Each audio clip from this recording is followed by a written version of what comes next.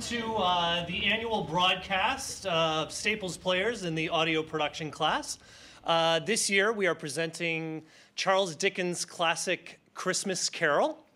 This script was actually originally performed by Orson Welles in the Mercury Theater back in 1939. And just a few things I want to tell you before we start. Number one, take out your cell phones, turn them off, okay? This is a live radio broadcast, meaning right now what I am saying is going out over the waves onto WWPT. So it would be unfortunate if our Victorian England atmosphere was interrupted by your cell phone. Also, a couple things. Right here, we have an applause sign. Can you hit the applause sign for me? When that happens, we want you to do that. Okay, you guys are going to do it too, so it reminds them, okay? The on-air sign will be on from the time that we actually begin the broadcast. The show is about an hour and 15 minutes long. We ask that you stay from the beginning to the end. That, I think, is about all of the information I need to tell you. And so without any further ado, the Staples Players production of A Christmas Carol.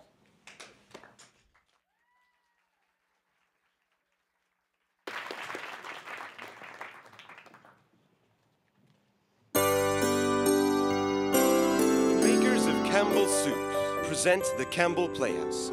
As the old year draws toward its close, we of Campbell's feel a bond of warmth and gratitude toward each of you, our friends.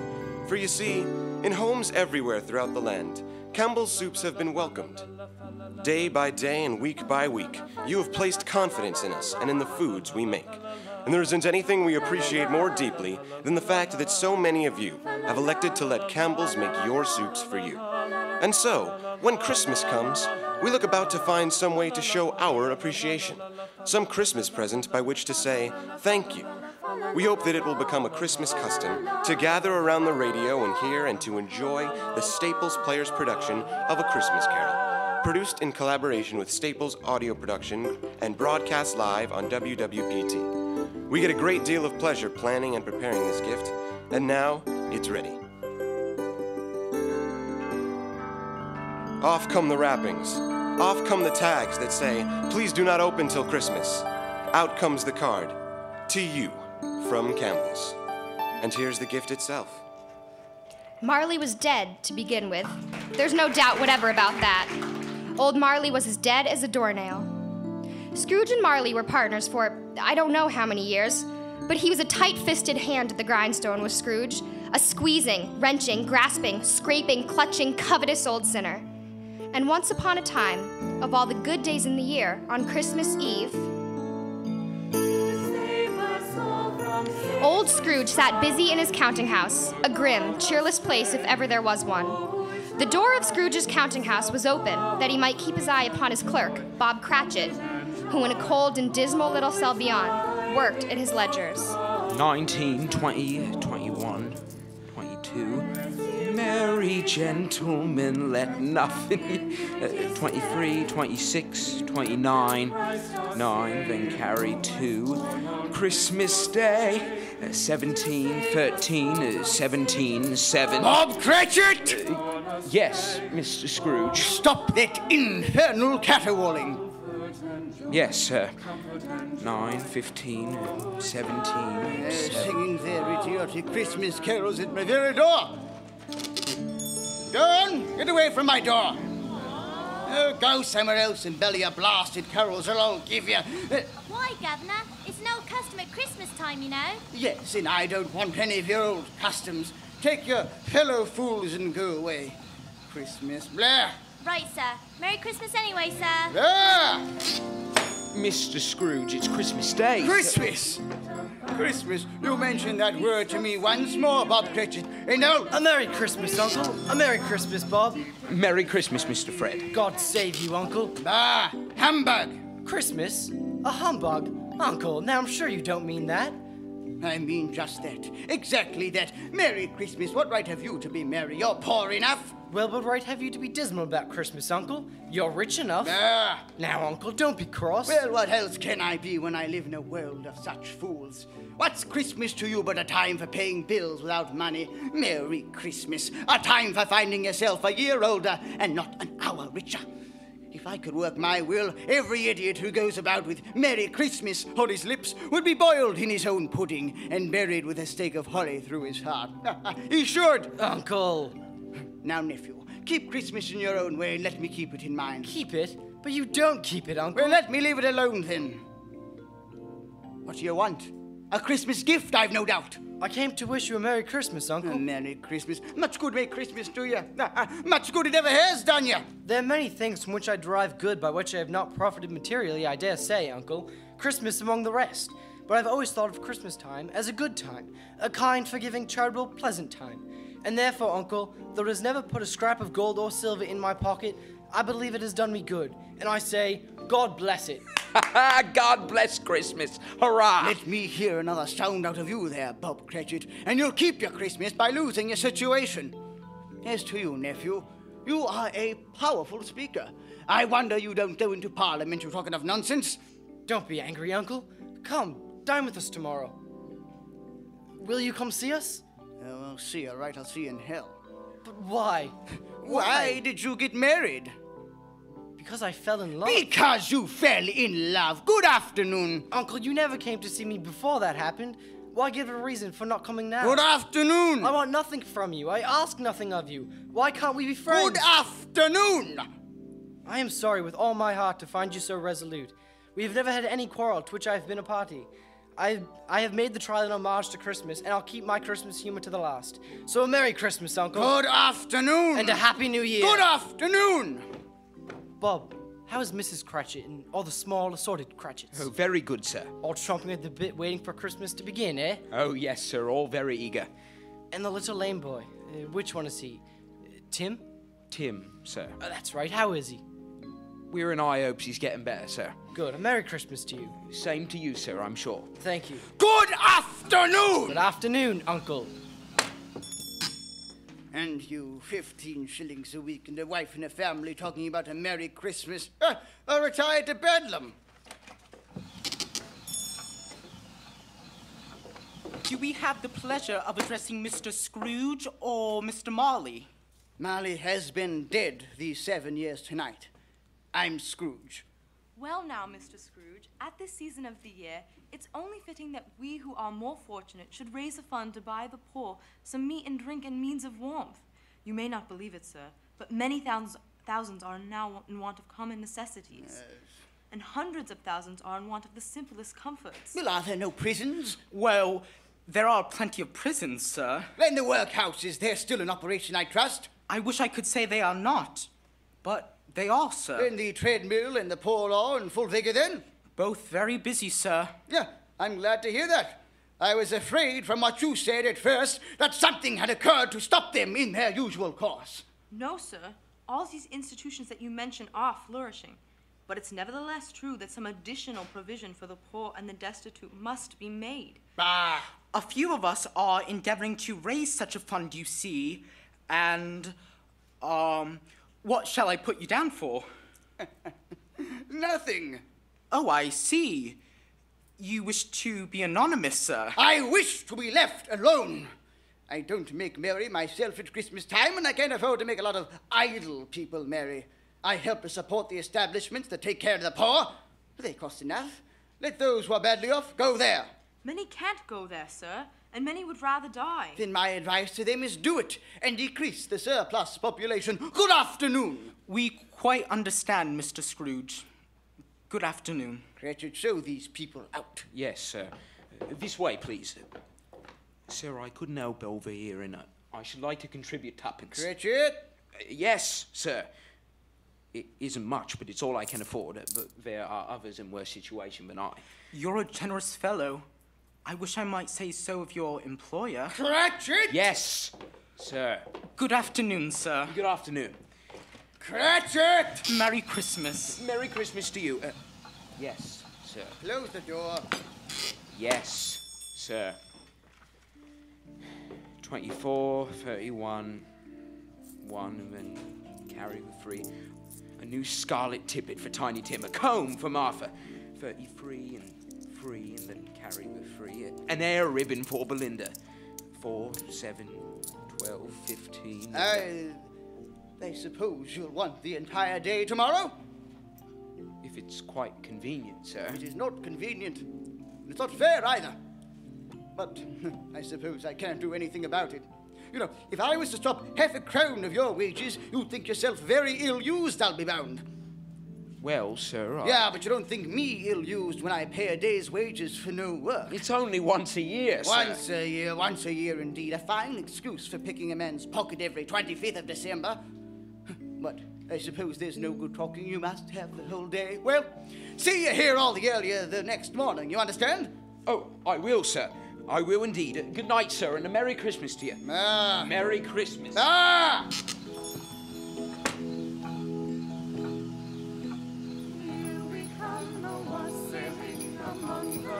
So green. Here we come, the wandering, so fair to be seen. The office was closed in a twinkling, and Bob Cratchit rushed home to Camden Town as hard as he could pelt to play with his family at Blind Man's Bluff.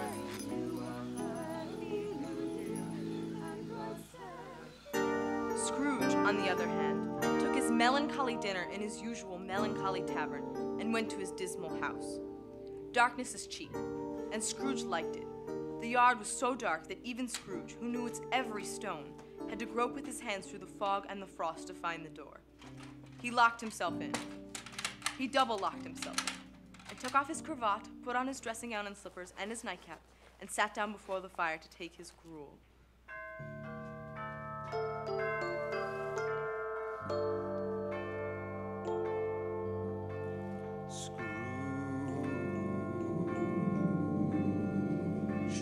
Ebenezer Scrooge.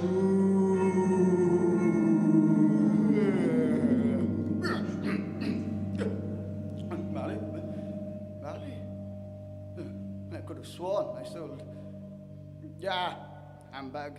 Marley's been dead these 7 years. Humbug. All humbug. What I need is a good night's rest.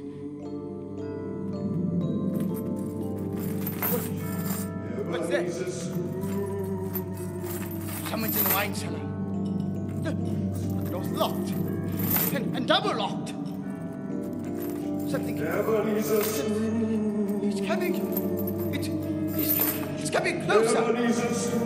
Oh, outside my door.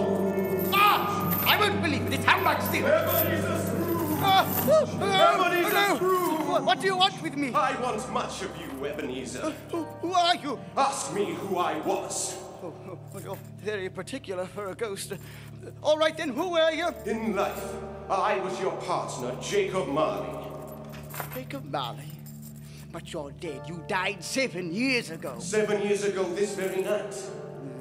What's wrong, Ebenezer? Don't you believe in me? I do not. You doubt your senses, Ebenezer? Yes, because a little thing affects them. A slight disorder of the stomach makes them cheat. You can't be a ghost. You may be an undigested bit of beef, or a blot of mustard, or a crumb of cheese, or a fragment of an underdone potato. There's more gravy than grave about you, whatever you are. Humbug, I tell you! Humbug! I do believe in you. You are a ghost, Jacob. Thank you. But why do you walk the earth, Jacob? Why do you come to me? It is required of every man that the spirit within him should walk abroad among his fellow men, and travel far and wide, to witness what it cannot share, but might have shared on earth, and turned to happiness. But tell me, Jacob, what is that chain you wear around you? I wear the chain I forged in life.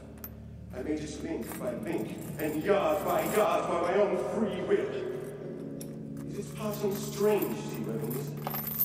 Cash boxes, keys and padlocks, ledgers and purses? Yours was as heavy and as long as this 7 years ago.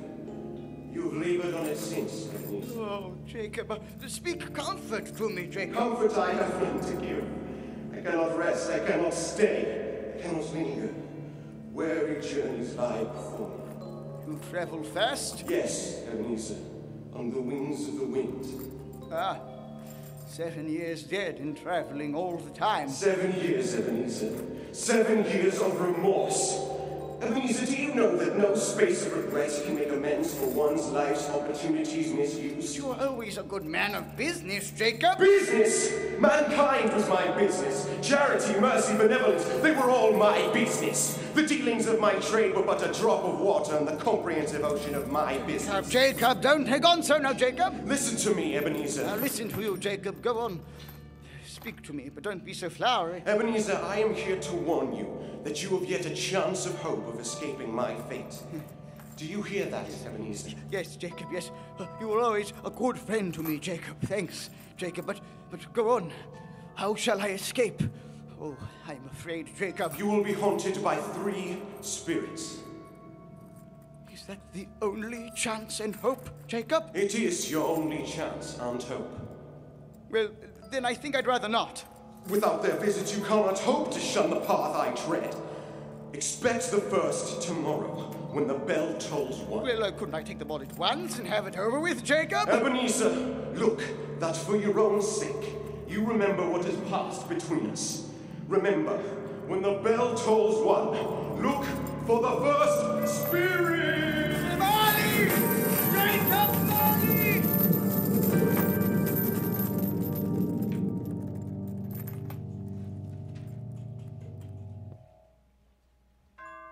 Scrooge awoke. He was lying on his bed, fully dressed. Suddenly, the curtains of his bed were drawn aside, and Scrooge found himself face to face with the unearthly visitor who drew them. It was a strange figure, like a child, yet not so like a child as like an old woman. Her hair, which hung about her neck and down her back, was as white as if with age, and yet her face had not a wrinkle in it, and the tenderest bloom was on the skin. Her arms were long and muscular, the hands the same, as if its hold were of uncommon strength. Ebenezer Scrooge. Who's that? Ebenezer Scrooge, I have come for you. You? Are you the spirit whose coming was foretold to me? I am that spirit. What are you? I am the ghost of Christmas past. Long past? No, your past. But what do you want of me? What brings you here to haunt me? Your welfare, Ebenezer Scrooge. Rise and walk with me. Oh, no, not at the window. Why, I can't do that. I'll fall down. I'm not a spirit. I'm mortal and I'll fall. Bear but a touch of my hand upon your heart, and you shall be upheld in more than this. Come, follow me.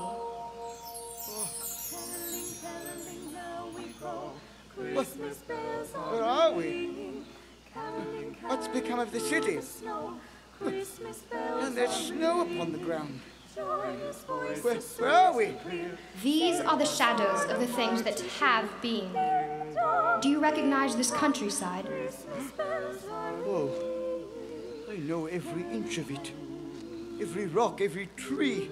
And that bleak building over there? Ah, that building. I was a boy there. Yes, I went to school in that horrible place. Do you recollect that path? I could walk it blindfold. Strange you should have forgotten it in so many years. Come, let us go closer. Look through the window into that cold, barren room. What do you see, Ebenezer Scrooge? I see a boy. A solitary child, neglected by his family, alone. Yes, I see. I know that boy.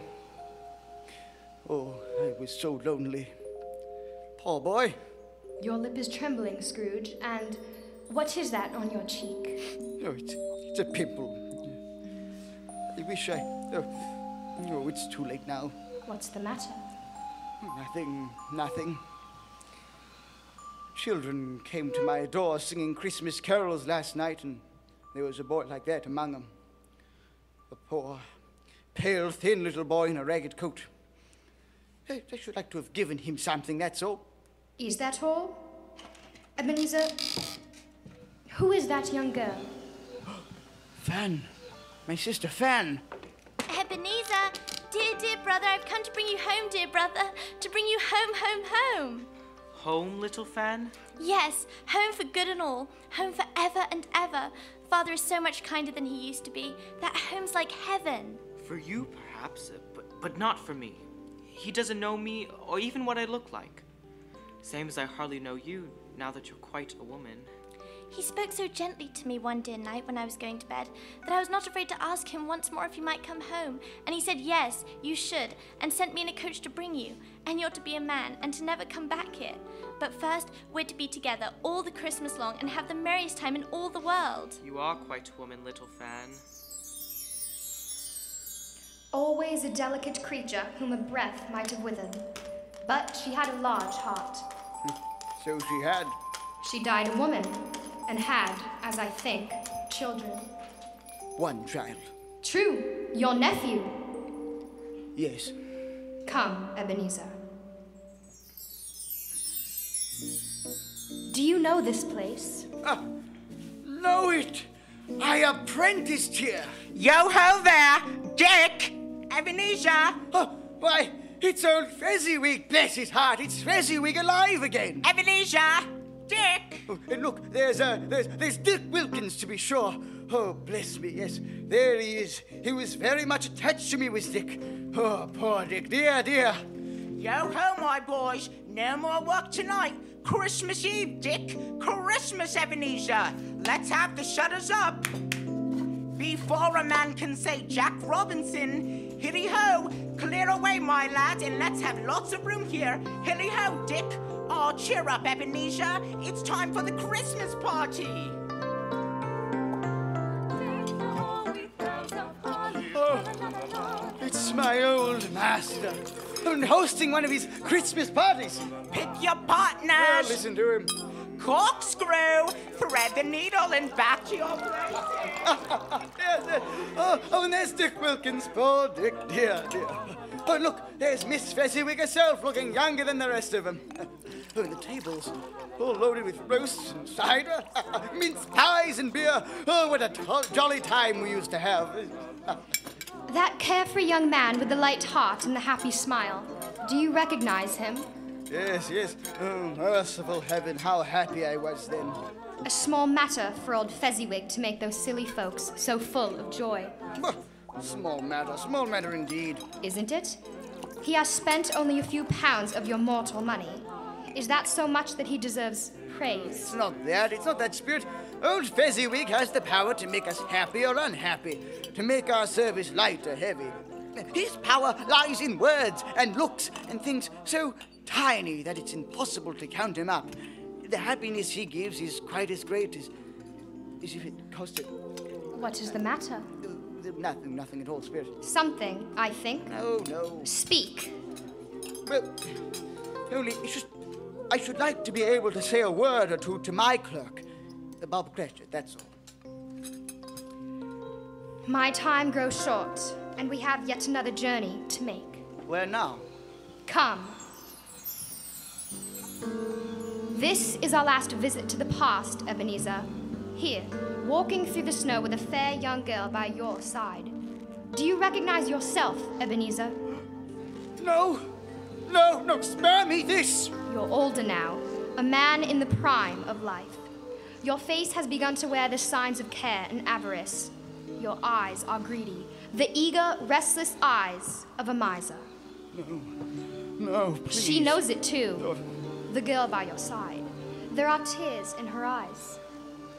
It matters little to you, very little. I know that. Belle, have I changed toward you? When we were engaged, we were both poor. Was it better then? Better to be poor? Better at least to be happy. You're changed. You were another man then. I was a boy. You blame me because I've grown wiser? Have I ever tried to break our engagement? In words, no. Never. In what, then? In a changed nature, in an altered spirit, in everything that made my love of any value in your sight. So I release you from your promise. If this had never been between us, tell me, would you seek me out and try to win me now? No. You think not? I do. And I release you from our engagement with a full heart for the love of him you once were. The memory of what is past half makes me hope you will have pain in this for a very, very brief time. And then you will dismiss the recollection of it gladly as an unprofitable dream, from which it happened well that you awoke.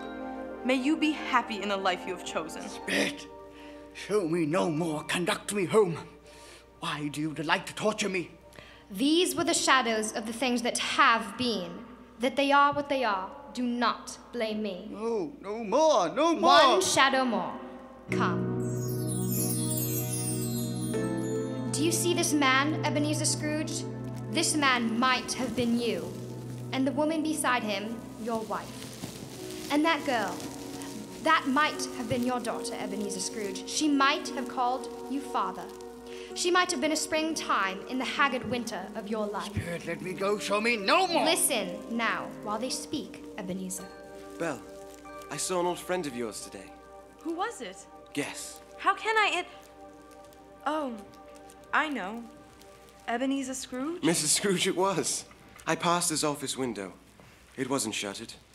And there was a candle inside, so I couldn't help seeing him. His partner Marley lies at the point of death, I hear. And there Scrooge sat, all alone. Quite alone in the world, I do believe. Oh, the poor man. I need pity from no one. Spirit, Spirit, I can't bear any more. Leave me, haunt me no more. Take me back, take me back.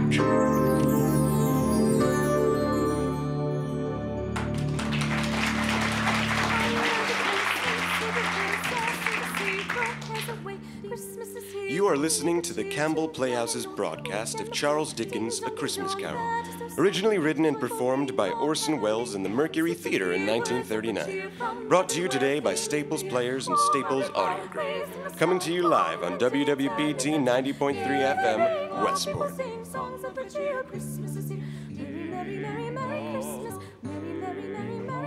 And now, back to the Campbell Playhouse presentation of A Christmas Carol, a Christmas present from the makers of Campbell Soups.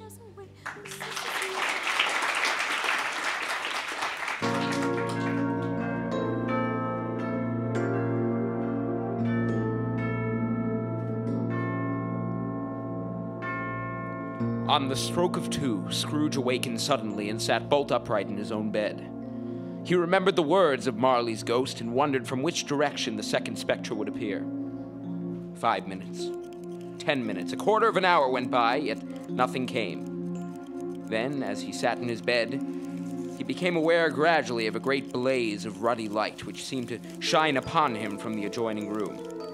He got up softly and shuffled in his slippers to the door.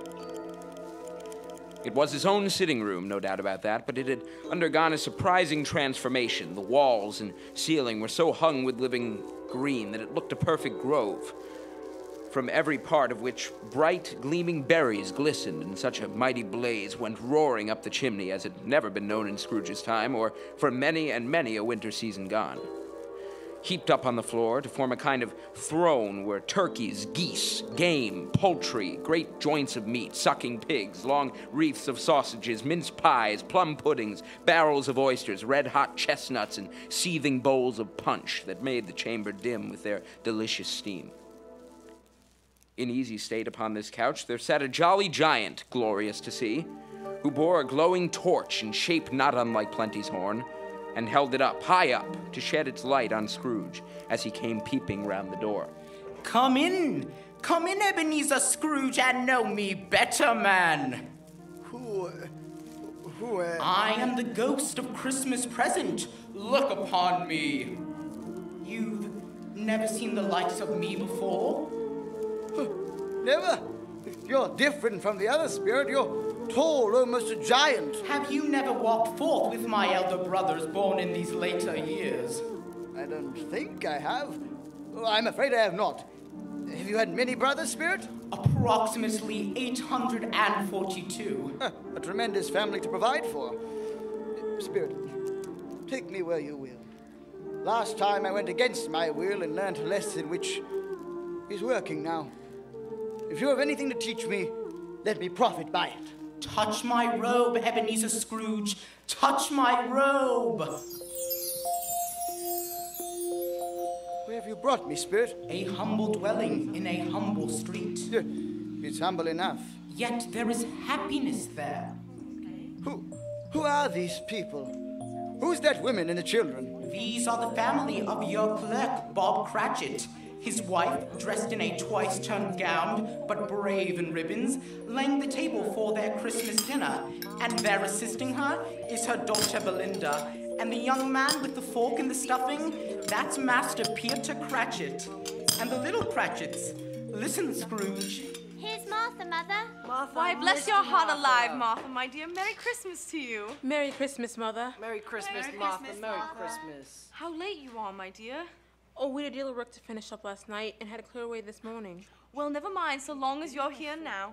Sit ye down before the fire and have a warm. Lord bless ye. Where's Father? He's been to church with Tiny Tim. They'll be along directly. How is Tiny Tim, Mother? Any better at all? Sometimes I think he is. And sometimes I think, oh dear God, if anything should happen to Tiny Tim. Mother, you mustn't even think such a thing. Mother, they're here, Mother. There's Tiny Tim. Merry Christmas, everybody. Martha, welcome, dear. Merry Christmas, Father. And Tim. Merry Christmas, Martha. Oh, Tim, you darling. Oh, Father, I'm so glad to be home. And we're so glad to have you, Martha. And how did little Tim behave in church, Bob? Oh, as good as gold and better. I like church, Mother. Oh, they sing the nicest songs. I hope people saw me there. Saw you there? And why, Tim? Well, don't you see? Because I'm lame, and if they saw my crutch, it might be pleasant for them to remember on Christmas who it was made lame beggars walk and blind men see. Oh, bless you, my son. Mommy, I'm hungry. Are we ready? Yes, children, we're all ready. Come, take your places now. And Bob, wait your turn. There's plenty. Stuffing and dressing and plum pudding for all of you. Martha, you take care of Tiny Tim. Yes, Mother. You see that he eats plenty. He must get tall and well. Now sit down, everyone. Now, my dears, shall we say grace? Spirit, God, I thank you for everything you've given me and my family. tell me if Tiny Tim will live. I see a vacant seat in the poor chimney corner, and a crutch without an owner, carefully preserved. No, kind spirit. Say he'll be spared. Say he'll live. If these shadows remain unaltered by the future, Ebenezer, the child will die. If he be like to die, he had better do it and decrease the surplus population. Man, if man be in your heart not adamant, forbear that wicked cant until you have discovered what the surplus is and where it is. Will you decide what men shall live, what men shall die? It may be that in the sight of heaven you are more worthless and less fit to live than millions like this poor man's child. God, thank you for everything you've done. Amen. Amen. And now, my dears, with such a dinner, a toast. A Merry Christmas to us all, and God bless us. Amen. God bless us, everyone. And now to Mr. Scrooge. I give you a toast to Mr. Scrooge, the founder of the feast. The founder of the feast, indeed, who pays you all of 15 shillings a week. I wish I had him here. I'd give him a piece of my mind to feast on, and I'd hope he'd have a good appetite for it. Oh, my dear, the children. Christmas Day. Well, it should be Christmas Day, I'm sure, on which one drinks the health of such an odious, stingy, unfeeling man as Mr. Scrooge. You know he is, Bob. Nobody knows it better than you, poor fellow. My dear, Christmas Day. I'll drink his health for your sake and the day's, not for his. Long life to him. A Merry Christmas and a Happy New Year. He'll be very merry and very happy, I have no doubt. And I say, God bless him too, Mother, and everyone. Yeah, God bless him. To Mr. Scrooge. Mr. Scrooge.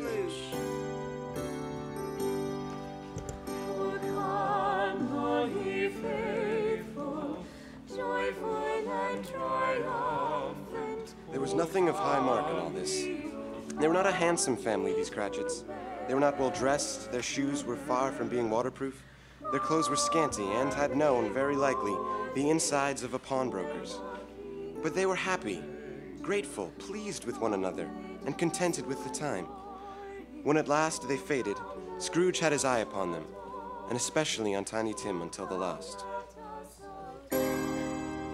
Many calls Scrooge made that night, with the ghost of Christmas present. Down among the miners they went, who labor in the bowels of the earth, and out to sea among the sailors at their watch.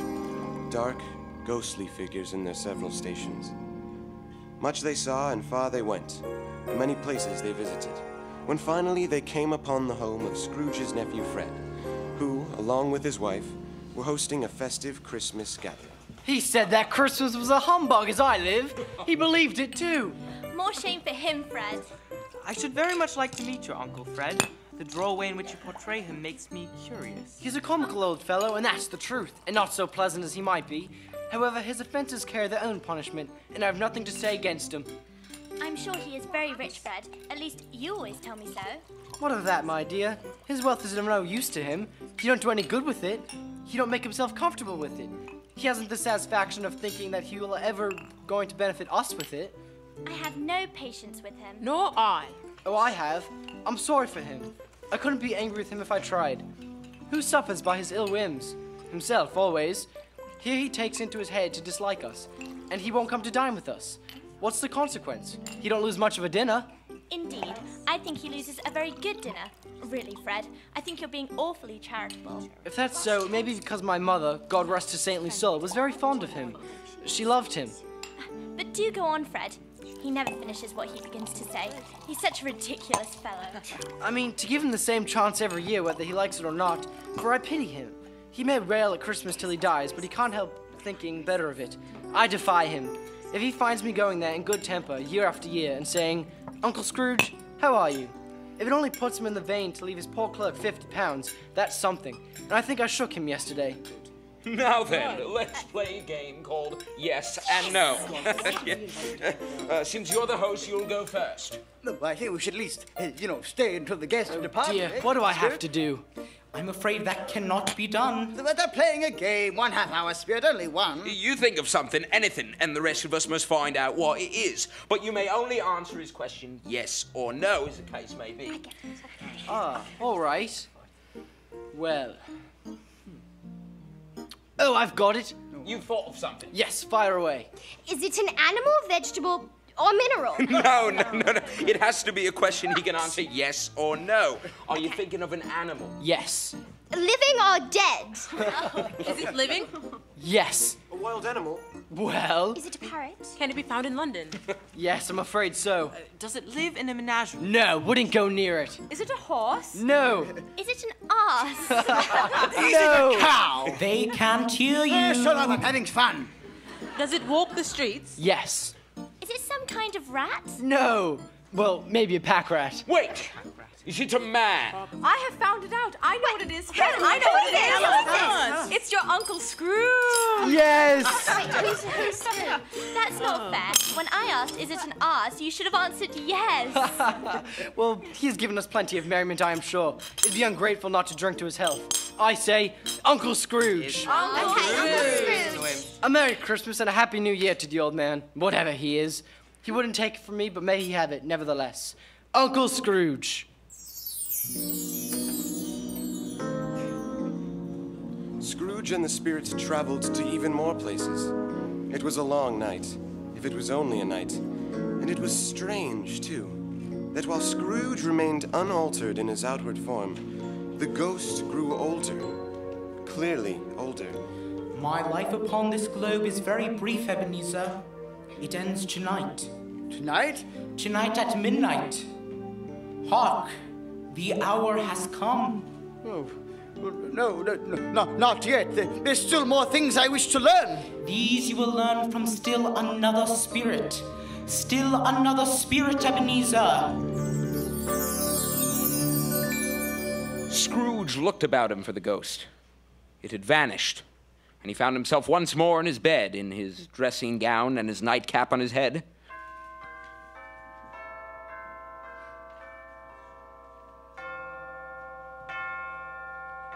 He heard the clock strike 3, and then he remembered the prediction of old Jacob Marley, and lifting up his eyes, beheld the third spirit.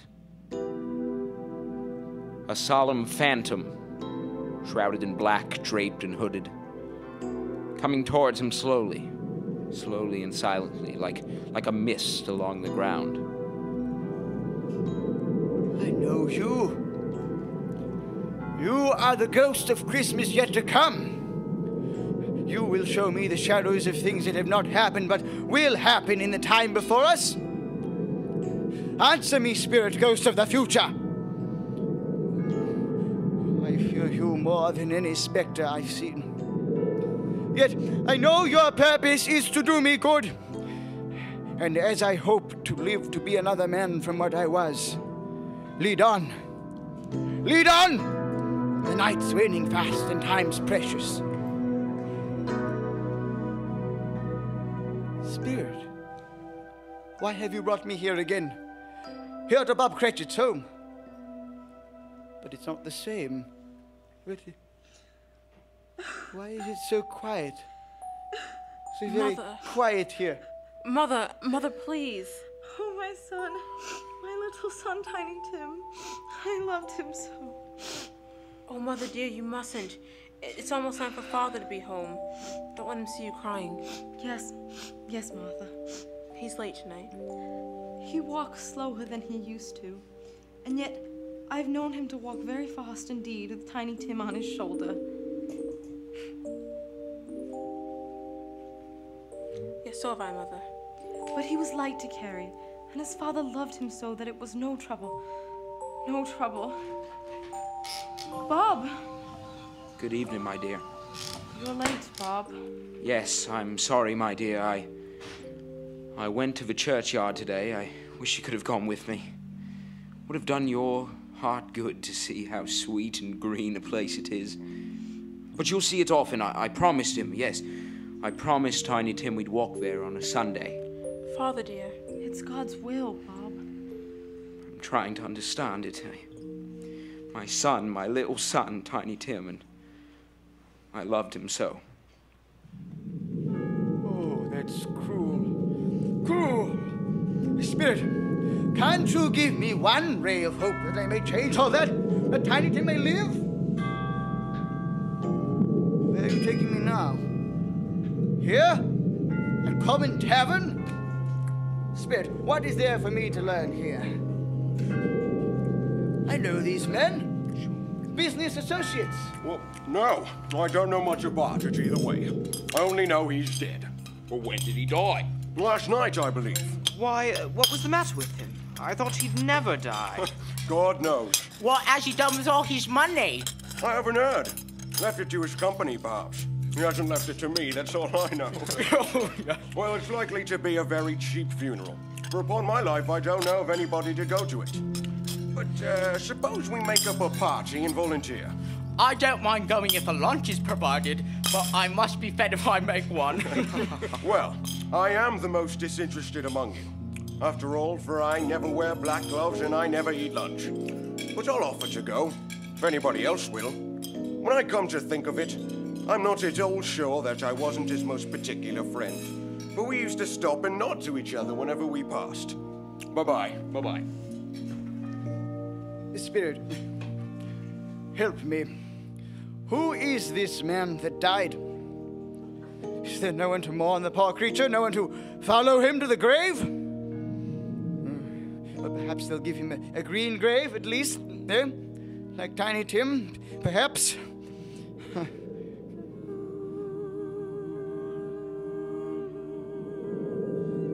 Spirit, where are we now? Oh, merciful heaven. A churchyard, overrun by grass and weeds, choked with too much burying, desolate, lonely, crumbling gravestones. Spirit, before I draw closer to that gravestone, answer me one question.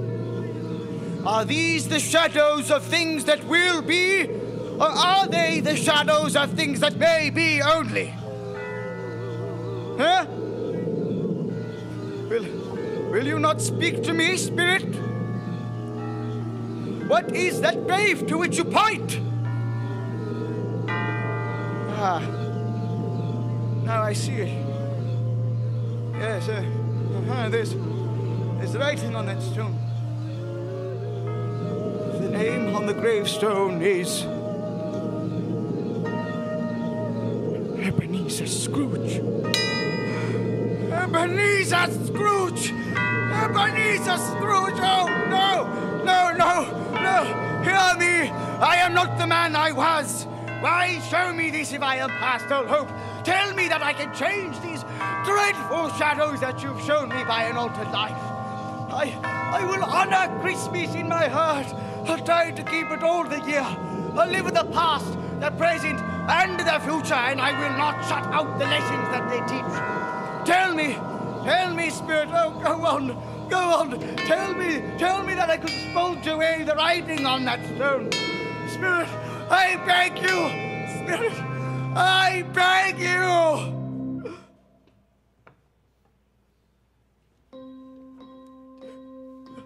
Take the whole week house of holly. I promise on my knees. I promise. Season to be jolly. La la la la la la la. Join we now our gay carol. La la la la la. Troll the ancient Yuletide carol. I'm home, in my own bed, in my own room. Oh, and the sun shining. It's clear, it's bright, no fog. Oh, what a beautiful day. Glorious, glorious. Oh, hey, boy. Yes, sir? What's today?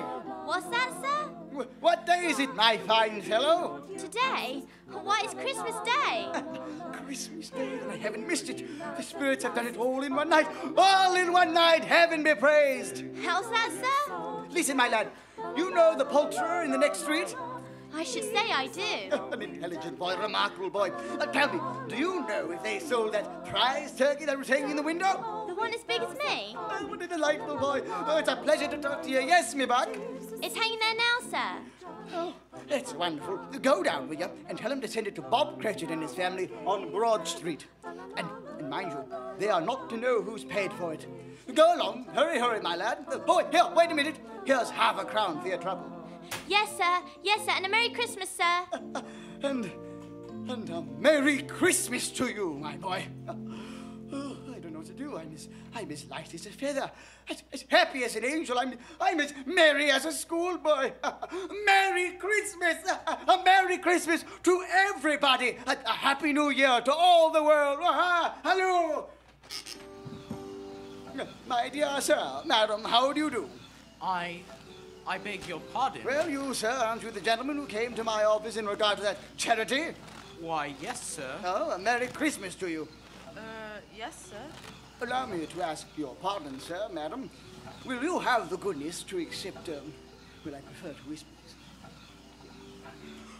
But Lord bless me, my dear Mr. Scrooge, are you serious? If you please. Now, not a farthing less. And a great many back payments are included in it, I assure you. Will you do me that favor? Well, my dear sir, I don't know what to say to such beautiful... No, don't say anything. Please, come and see me. Will you? Will you come and see me? Yes, we will. sir. We will indeed. Oh, thank you. I am much obliged to you. I thank you 50 times. Bless you. Now, I must go. I have a long overdue appointment to meet with my nephew and his new wife. Wish me luck. Merry Christmas. Merry Christmas. Is your master at home, my dear? Yes, sir. Where is he, my love? He's in the sitting room, sir, along with the mistress. I'll show you in if you please. Thank you. Denote me. I'll just go in, my dear. Fred! Uncle Ebenezer? May I come in? Of course. And this must be your wife. How do you do? Merry Christmas. Merry Christmas to you. Uncle Ebenezer, this is my wife, Janet. Uncle Ebenezer. How do you do? How do you do? It's a pleasure. More of a surprise, wouldn't you say? Yes, it is. Indeed it is. It's quite a surprise. Only yesterday you made it quite clear that you had no intention of honoring our annual invitation. I made other things clear as well. That Christmas is a humbug, a waste of time and money, a false and commercial festival that should be ignored. Yes, basically that was it. Well, I've come for 3 reasons. First, to beg your pardon for the things I said about Christmas. That was a humbug. Was it? I did not know it then, but I know it now. Secondly, I've come to meet your wife, and a very beautiful woman she is, too. Thank you. I was in love once. Would you believe that? Yes. Without the courage or optimism, or perhaps the depth of feeling that you two have. Thirdly, if the invitation to dine with you is still in force, I accept, of course. Hurrah, I was certain that one day You were certain, and apparently you were right. Yes, I should like to dine with you and your friends. You'll be more than welcome. You like games, don't you? Why, yes. Yes, as a matter of fact, I do. Do you know the game Yes and No? I'm afraid I don't. Well, perhaps you shall learn it today. Fred, forgive me for saying this, but I see the shadow of my sister in your face. I loved your mother, Fred. For a time, I forgot how much I adored her. Perhaps I chose to forget. God forgive the time I've wasted. Next morning, Scrooge was early at his office. He went early for a reason. If he could only be there first and catch Bob Cratchit coming late. That was the thing he'd set his heart upon. And he did it, yes he did. The clock struck 9. No Bob. 1:15. No Bob. Scrooge sat with his door wide open that he might see him come in. At last he came. His hat was off before he opened the door. His comforter, too. He was on his stool in a jiffy, driving away with his pen, as if he were trying to overtake 9 o'clock. 15, 21, 6, and carry the 1, 24, and carry the 2, 31, 8, and 9, and 10. Cratchit! Yes, sir. Step this way, Cratchit, if you please. Cratchit, what do you mean by coming in at this time of day? Why, I'm very sorry, sir. I'm behind my time. You are! Yes, yes, I think you are. Oh, it's only once a year, Mr. Scrooge. It shall not be repeated. I was making rather merry yesterday, and I'll tell you what, Cratchit. I'll not stand for this sort of thing any longer. And therefore, Bob Cratchit, I'm about to raise your salary. Mr. Scrooge, are you quite yourself, sir? No, no, thank heaven I am not quite myself. Merry Christmas, Bob. Merry Christmas, my good fellow. A merrier Christmas than I've given you in many a year. I shall raise your salary, and we'll see what we can do for Tiny Tim and the rest of your family, huh? Huh? We'll discuss it this very afternoon over a Christmas bowl of smoking bishop. Bob, make up the fire. Make it up. And buy another coal scuttle before you dot another I. Bob Cratchit! Scrooge was better than his word. He did it all and infinitely more. To Tiny Tim, who did not die, he was a second father. He became as good a friend, as good a master, and as good a man as the good old city knew, or any other good old city, town, or borough in the good old world. Some people laughed to see the alteration in him, but he let them laugh, and little heeded them. His own heart laughed. That was quite enough for him. Afterwards, and it was always said of him, he knew how to keep Christmas well, if any man alive possessed the knowledge. May that truly be said of us, of all of us. And so, as Tiny Tim observed, God bless us, everyone. You have just heard our presentation of Charles Dickens' A Christmas Carol, brought to you by the makers of Campbell's Soup and by Staples Players and Staples Audio Group. Broadcast live on WWPT 90.3 FM, Westport. We offer special thanks to the Westport Public Schools Cultural Arts Committee for providing some funding for this event. We also thank our sound designers, Justin Sherman and Robin Bateau, our lighting designer, Andrew Lott, our musical director, Don Rickenbach, and the 4 members of Staples Orphanians, David Ressler, Zoe Apoyan, Alex Herbertson, and Chris McNiff, as well as their director, Alice Lipson. As always, we are indebted to our terrific administration, Karen Morgan, Jim Farnan, John Dodig, and Elliot Landon. And finally, thank you for listening, and happy holidays to all.